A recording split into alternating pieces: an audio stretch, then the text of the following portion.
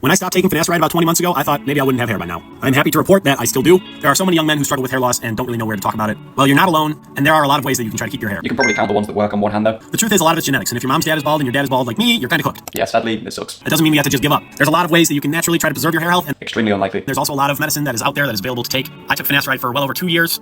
Though it was doing great for my hair growth, I did eventually have some side effects. So if you had no side effects for over 2 years and then suddenly got them, it's probably not the finasteride as shown in the data, and it's probably something else. I'm not alone with side effects. Side effects for finasteride are real. Maybe it's uncommon, but it is real. A lot of people have them. I don't know the numbers. I'm not a scientist, but I know I did. Side effects are indeed real. Here is the chances of each proven side effect happening. And I'm not one to like to take a pill every day. Fair enough. As for natural ways I'm trying to preserve my hair, there's a couple measures that I take, one of which I feel is the most important, is not to use an abusive, run-of-the-mill, crappy shampoo that's full of sulfates and other harmful stuff that just destroys your scalp. Shampoos aren't going to make you bald. There's no science in this. You could literally use fairy liquid dish soap every single day on your hair, and if you don't have balding genes, you're not going to go bald. A lot of these, even hair restoration growth, shampoos are just designed to keep you coming back, keep you using it, and just have you buying more down the line. I honestly feel like using a harmful shampoo is what was causing my hair to fall out in the beginning when I was 18 years old. I'm afraid it's just genetics. You could use a $500 shampoo. It's still going to happen. I never wash my hair anymore. It works for me. I don't need to use any products in my hair other than just rinsing it out good with water. There's actually research to show more sebum on the scalp from not washing could increase DHT binding to the follicle, potentially speeding up balding. And I also have a homemade sea salt and rosemary hairspray that I use. I'm looking into actually expanding on that spray, getting some castor oil in there as well. And if you didn't know, I have a small business. I'm not shitting on anyone's business, so I'm just going to skip this part.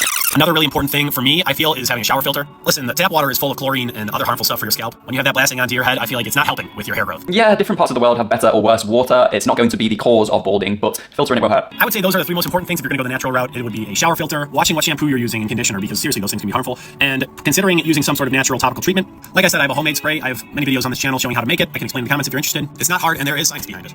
Anyways, I just recently got a haircut. My girlfriend lined me up. I don't have high standards for haircuts, so this is great. She did a great job. If you can check some of my most recent videos, this is how long my hair has grown in about 2 months, which normally I would honestly expect it to be growing faster. It could be slowing down because I'm balding. I don't know. It could be slowing down because I hadn't changed my shower filter for a really long time, and I kind of was sleeping on that. I'm afraid it is probably the balding. Without a 5-alpha reductase inhibitor, DHT is miniaturizing the follicles and decreasing the anagen/growing phase. Guys, at the end of the day, it's just hair and your appearance, right? What matters more is what's underneath. This is true. However, don't underestimate the value of hair, guys. There's many studies showing that losing it can decrease quality of life, which makes no sense as hair is literally just dead protein cells, but we care about it as the silly humans that we are. I know everybody wants to keep their hair. I don't want to lose mine either. Same. Some things are just genetics, though. Yes, but we do have proven medication to stop it. Personally, before stopping, I'd have ruled out any external factors, and if side effects persisted, I would have dropped the dose with my doctor, as 0.2 milligrams is almost as effective as 1 milligram of finasteride with potentially less side effects. I've seen people have success with saw palmetto, people have success with finasteride, with minoxidil, with dutasteride. I've also seen people have side effects for all 4 of those that I just listed, so. All true, apart from I have not ever seen someone have success with saw palmetto. It's really up to the individual what route you want to go. Also, you can go to Turkey and get the hair transplant. I've seen those. They look pretty good. I mean, you can, but without finasteride or dutasteride, the transplanted hairs are going to remain, but the native hairs are going to continue thinning and falling out, leaving you with nothing but a hairline. Medication isn't for everyone, although I do think he quit prematurely. Best of luck to this gentleman in the future, though.